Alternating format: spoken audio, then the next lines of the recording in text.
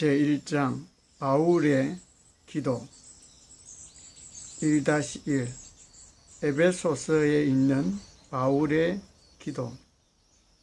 에베소서는 사도 바울이 교회에 써보낸 어떤 서신들보다도 믿는 자의 근세에 대하여 더 철저하게 계시해주고 있습니다. 에베소서 1장 17절로 20절.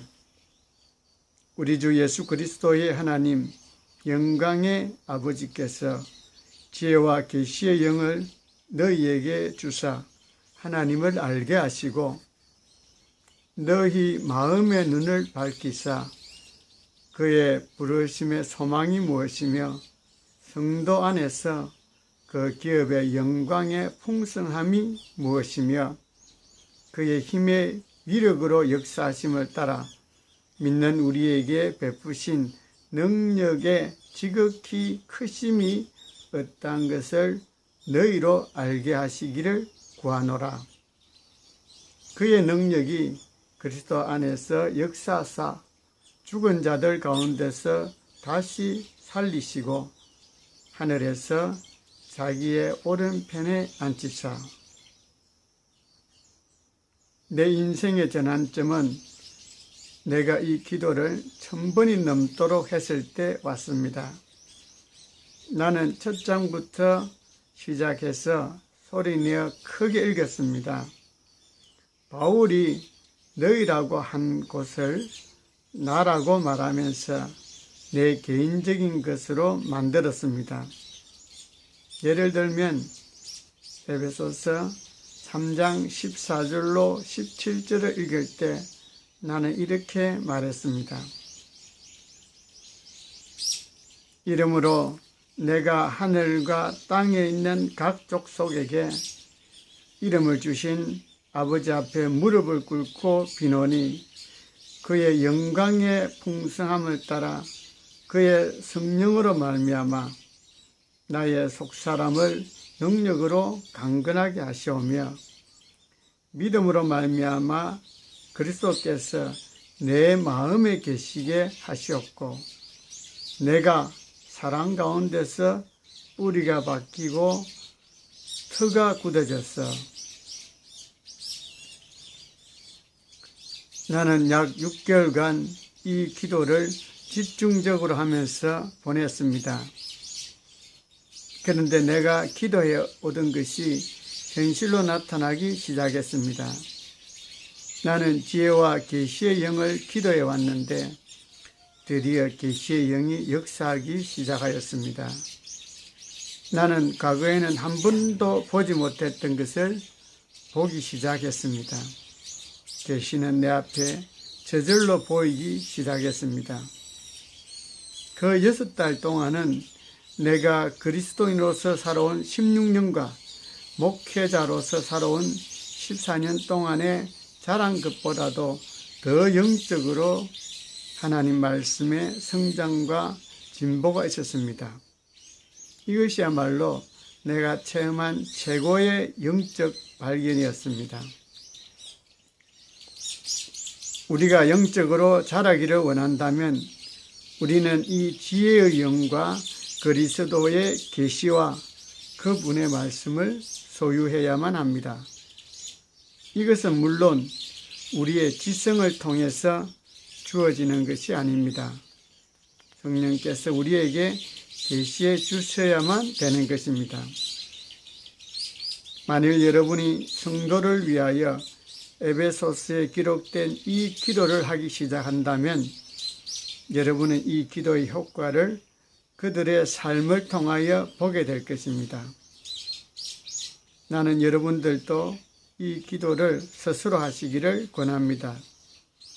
이때에는 너희 대신에 당신이 기도하는 사람의 이름을 넣으시면 됩니다.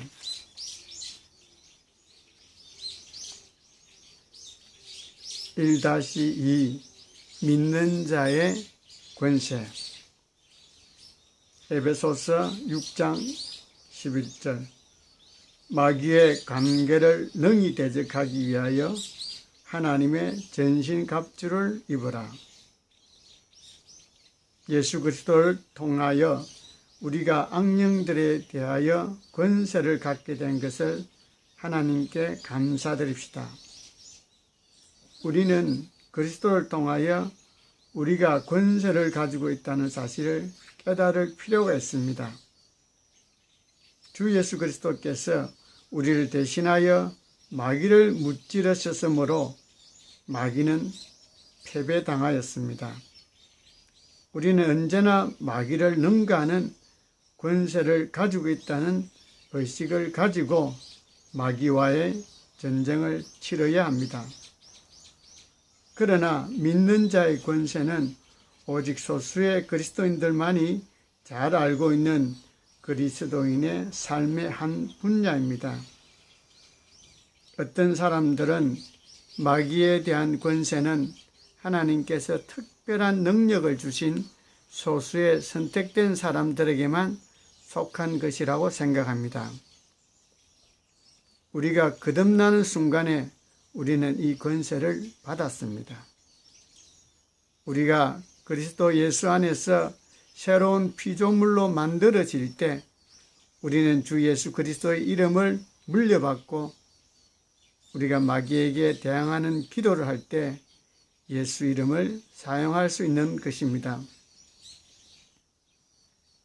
그러나 마귀는 그리스도인들이 믿는 자의 권세에 대하여 배우는 것을 원치 않습니다. 마귀는 언제든지 우리를 패배시키기를 바랍니다.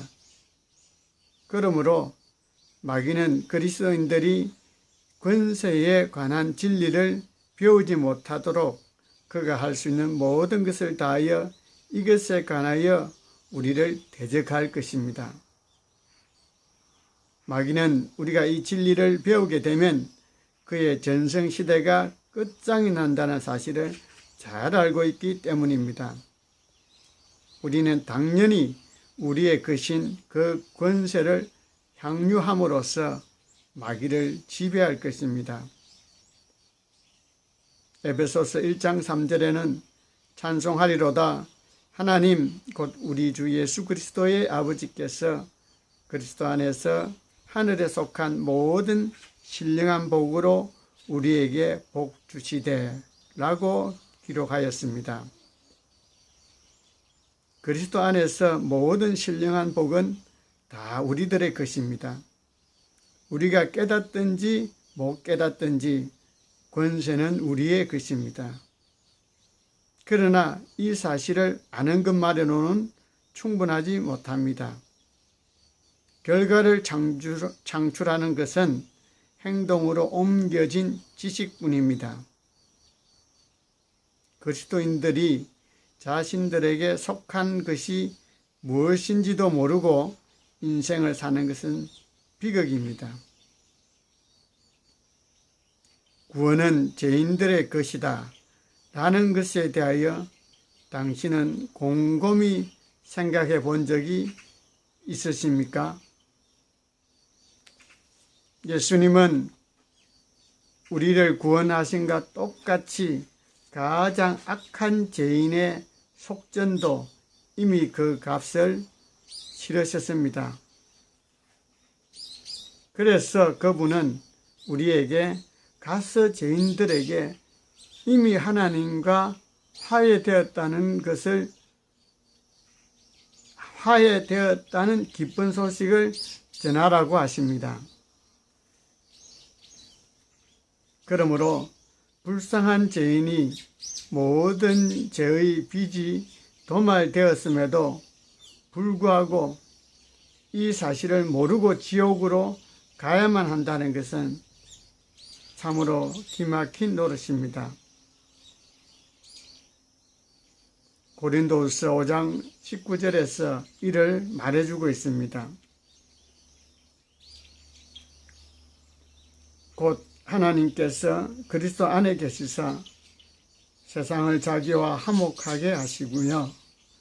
그들의 죄를 그들에게 돌리지 아니하시고 화목하게 하는 말씀을 우리에게 부탁하셨느니라. 죄의 문제는 이제 없습니다. 예수께서 해결하셨습니다. 이젠 오직 죄인의 문제만 남아 있습니다. 죄인을 예수께로 데리고 오십시오. 그러면 죄인의 문제는 해결될 것입니다. 죄인은 자신에게 속한 것이 무엇인지 모르므로 이것은 아무 소용이 없습니다. 마찬가지로 만일 그리스도인들이 자신들에게 속한 것들을 모른다면 이것도 그들에게 아무 소용이 없을 것입니다. 그들은 자신들에게 속한 것을 찾아내야 합니다. 그래서 하나님은 교회에 목사와 교사 등 가르치는 자를 두셨습니다. 하나님은 말씀을 주셔서 우리의 것들이 무엇인지 말씀하고 계십니다. 자연세계에 있어서도 역시 모든 것이 우리의 것이 될 수 있으나 우리가 그것들에 대하여 모름으로 아무 유익이 없는 수가 있습니다. 나는 내 지갑에 5만 원짜리 지폐를 넣어 놓고도 그것을 잊어버린 때가 있었습니다. 어느 날 자동차에 연료가 떨어져 가고 있을 때 나는 내 지갑을 뒤져서 그 5만 원을 찾아내었습니다. 나는 그 돈이 없었다고 말할 수 없습니다. 왜냐하면 나는 늘 그 돈을 가지고 있었기 때문입니다. 나는 몇 달 동안 그 돈이 있는 지갑을 내 가방에 넣고 다녔습니다. 단지 내가 가지고 있다는 것을 몰랐기 때문에 그 돈을 쓸 수 없었으나 그 돈을 내가 가지고 있다는 사실을 알았을 때와 마찬가지로 몰랐을 때도 물론 그것은 나의 것이었습니다. 몇 년 전에 작고 보잘것없는 집에 살다가 죽은 채 발견된 어떤 사람에 관한 기사를 읽은 적이 있습니다. 그는 약 20여 년간 걸레 같은 옷을 걸치고 쓰레기통을 뒤져서 깡통 속에 음식 찌꺼기를 먹곤 하던 거리에 낯익은 사람이었습니다. 한 2, 3일 그가 보이지 않자 관심 있는 이웃들이 그를 찾아가서 그가 침대에서 죽어 있는 것을 발견하였습니다. 사체 부검 결과 그가 영양실조로 죽었음을 알려주고 있었으나 그의 침대 밑에서 수천만 원의 돈이 발견되었습니다. 그 사람은 비참한 가난 가운데서 폐지를 줍고 살았지만 그는 돈을 가지고 있었습니다. 그는 그 작고 낡아 빠진 집 대신에 괜찮은 집에서 살 수도 있었습니다. 그는 쓰레기 대신에 음식 같은 음식을 먹을 수도 있었습니다. 그러나 그는 그에게 속한 것을 사용하지 않았습니다. 믿는 자에게 속한 것이 무엇인지, 우리에게 가진 것이 무엇인지 알아야 합니다. 우리는 무엇이 우리들의 것인지 알아야 합니다. 예수님께서는 진리를 알지니 진리가 너희를 자유케 하리라고 말씀하셨습니다. 호세아에서도 하나님은 내 백성이 지식이 없으므로 망하는도다 라고 말씀하고 계십니다. 실제로 사람들은 멸망하지 않아도 되는데 멸망하고 있습니다. 몰라서 누리지 못하고 고침받지 못하고 힘들게 살아가고 있습니다.